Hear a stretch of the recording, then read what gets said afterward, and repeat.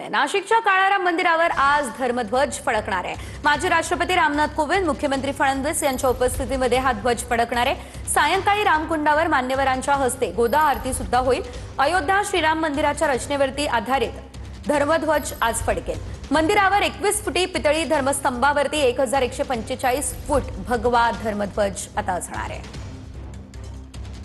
कुंभमेळ्याच्या पार्श्वभूमीवर नाशिकच्या ऐतिहासिक श्री काळाराम मंदिरावरती धर्मध्वज जो आहे तो आज फडकवला जाणार आहे आणि यासाठी देशाचे माजी राष्ट्रपती रामनाथ कोविंद यांच्यासह राज्याचे मुख्यमंत्री देवेंद्र फडणवीस हे आज नाशिकमध्ये येणार असून त्यांच्या उपस्थितीमध्ये हा धर्मध्वज सोहळा जो आहे तो नाशिकमध्ये आपल्याला पाहायला मिळणार आहे। दरम्यान या धर्मध्वज सोहळ्याची तयारी जी आहे ती संपूर्ण आपल्याला या ठिकाणी झाल्याचं पाहायला मिळतं। या ठिकाणी 70 फूट शिखरावरती याची उभारणी जी आहे ती करण्यात आलेली आहे आणि 29 फूट उंच पितळी जे स्तंभ आहे तो आपल्याला या मंदिराच्या वरती पाहायला मिळतो। मंदिरामध्ये सध्या मंत्रोच्चारामध्ये पूजाविधी जे आहेत त्या सुरू झालेल्या आहेत आणि पूजाविधीनंतर हा धर्मध्वज जो आहे तो काळाराम मंदिरावरती फडकवला जाणार आहे। कॅमेरा पर्सन गणेश रहाटेसह पवन येवले, TV9 मराठी, नाशिक।